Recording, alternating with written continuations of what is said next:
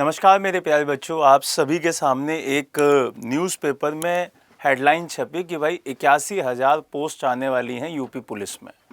उत्तर प्रदेश में चुनाव आ रहे हैं। बहुत सारे लोग कह रहे हैं कि भाई ये झूठे झूठे नोटिफिकेशन आ रहे हैं, पता नहीं कब आएगी भर्ती। लेकिन आज हम उस भर्ती के बारे में थोड़ा सा जो इम्पोर्टेंट जानकारी है उस पर बात कर लेते हैं कि भाई जो यूपी पुलिस में नई भर्ती की बात चल रही है 2026 में, क्या वो सही है, क्या उसमें कुछ दम है। तो 2027 में चुनाव है बच्चों। अब 2027 में अगर चुनाव है तो सरकार चाहती है कि जो अब विद्यार्थी हैं उनके लिए हम कुछ पोस्ट निकालें जिससे उनके पेरेंट्स और वो हमें वोट दें। ठीक है, अब इसी वजह से यूपी SSSC में बहुत सारे जॉब आपको दिखाई दे रहे हैं। लोअर PCS, आपको इलाहाबाद हाई कोर्ट में RO ARO, आपका यूपी SSSC में लेखपाल, बहुत सारी जो जॉब हैं वो सामने आई। अब उसी तरीके से आपका जो पुलिस आयोग है UP PRPB, उसके तहत पुलिस के अंदर भी बहुत सारी वैकेंसीज हैं। जैसा कि आपको उप निरीक्षक दिखाई दे जाएगा, आरक्षी नागरिक पुलिस दिखाई दे जाएगी, रेडियो सहायक परिचालक दिखाई दे जाएगा, कंप्यूटर ऑपरेटर दिखाई दे जाएगा। ये सारी की सारी पुलिस के अधीन ही आती हैं, वही आयोग कराता है। अब ये सारी मिला के 81,000 पोस्ट बताई जा रही हैं कि भाई ये सारी चीज़ें यहाँ पे रहेंगी। इस पूरी वीडियो में हम लोग क्या क्या बात करेंगे कि भाई एज का क्या मसला रहेगा, दूसरा सिलेबस क्या रहेगा, एग्ज़ाम पैटर्न क्या रहने वाला है, हाइट क्या होती है, दरोगा बनना है तो क्या हाइट रहेगी, ये सब कुछ हम बात करेंगे। अब ये बात सबसे पहले ये क्लियर कर लेते हैं कि ये सारा सवाल और जवाब कैसे मिलेगा कि भाई हाँ आने वाली है वैकेंसी। तो यहाँ पर खुद CM साहब ने इसके बारे में कहा है। खुद CM ने कहा है कि भाई हम बहुत जल्द पुलिस में भर्ती निकालने वाले हैं और उसको ऑन टाइम करा लेंगे, उसको हम यहाँ पे ज्वाइनिंग भी दे देंगे। उन्होंने खुद अपने पोस्ट भी किया, अपने ID से ही पोस्ट किया है। तो यहाँ पे बिल्कुल शक वाली बात है ही नहीं। दूसरी, कब तक आएगी, तो उसके ऊपर अगर थोड़ा बहुत सवाल आता है तो यहाँ पे हम मान के चल सकते हैं कि जुलाई से अगस्त में ये वैकेंसी आ सकती है। जून, जुलाई या अगस्त, इन 3 महीनों में ये वैकेंसी आ सकती है आपके सामने।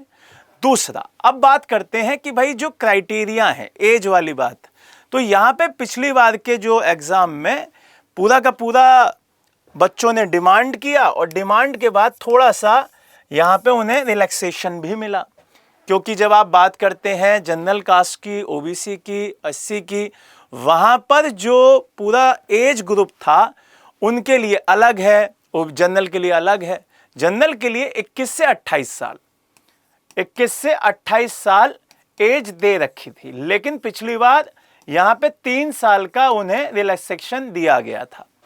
लेकिन OBC को यहां पे प्लस कर दिया जाता है 5, तो उनकी वैसे ही 33 हो जाती है। अब कितने साल का इस बार छूट दी जाएगी ये भी इस बार के नोटिफिकेशन पर डिपेंड करेगा। लेकिन अगर हम आयोग के हिसाब से देखें तो 21 से 28 ही रहती है। 5 साल OBC SC ST के लिए अलग दिए जाते हैं। इस बार नोटिफिकेशन अभी तक नहीं आया है तो अभी हमें नहीं पता है कि इसकी एज लिमिट क्या रहने वाली है। दूसरी बात, यहां पर अगर हम जो हाइट वाला क्राइटेरिया है अगर हम उसकी बात करते हैं तो यहां पर पुरुष में अगर मेल की बात करें सामान्य वर्ग में और OBC SC में, तो यहां पे 168 बोली गई है सेंटीमीटर में, 168 सेंटीमीटर यहां पे कही गई है। और अगर हम मेल के साथ फीमेल की भी बात करते हैं तो यहां पे फीमेल में 152 सेंटीमीटर दी गई है। क्लियर है बेटा। जब आप दूसरी कैटेगरी में चले जाते हैं, ST में चले जाते हैं, तो वहां पर ये जो मेल हो जाते हैं ST में, उनकी हो जाती है 160 सेंटीमीटर। और जब हम फीमेल की बात करते हैं तो वहां पर वो कम हो जाती है और वो हो जाती है 147 सेंटीमीटर।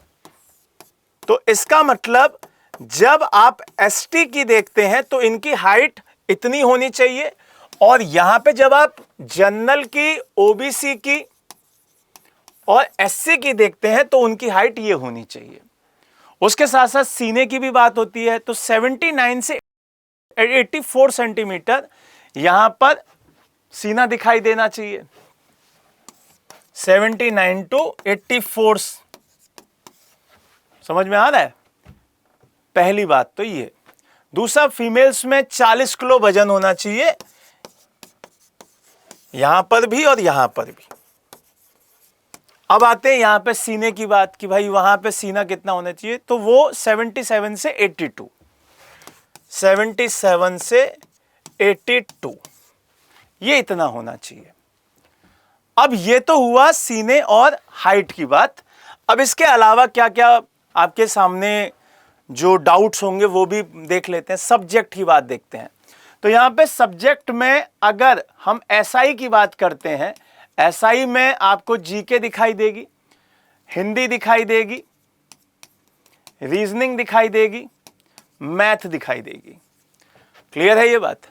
तो ये चीजें आपको दिखाई दे रही होंगी, जिसमें आप जीके में जब एसआई को देख रहे होंगे तो वहां पे आईपीसी वगैरह भी पढ़नी होगी, यहां पे कॉन्स्टिट्यूशन भी उन्होंने अलग से लिखा हुआ है, ये सब पढ़ना होगा। और ये टोटल 160 क्वेश्चन रहेंगे जो कि 400 नंबर के हैं। समझ में आ रहा है? 40-40 क्वेश्चन है सब में, 4 4 8 4 12 4 16, ये 40-40 क्वेश्चन अलग अलग सेक्शन में बांटे हुए हैं। और यहां पर सीधे सीधे ये 400 नंबर का है। और अगर हम सिपाही वाले क्लॉज में चले जाएं तो वहां पे 150 क्वेश्चन है और वो 300 नंबर के हैं, और 0.5 की नेगेटिव है, ये आपको ध्यान रखना है। अब सारी की सारी क्लियरिटी कब होगी? सारी की सारी क्लियरिटी होगी जब आयोग अपना ऑफिशियल नोटिफिकेशन दे देगा, और वो बहुत जल्द आ जाएगा। तो चिंता नहीं करनी है और ये नहीं सोचना है कि भाई आएगा नहीं, आएगा जरूर, और इसी बार आएगा, क्योंकि 2027 में चुनाव है, तो सरकार बहुत जल्द यहां पे नोटिफिकेशन जारी कर देगी।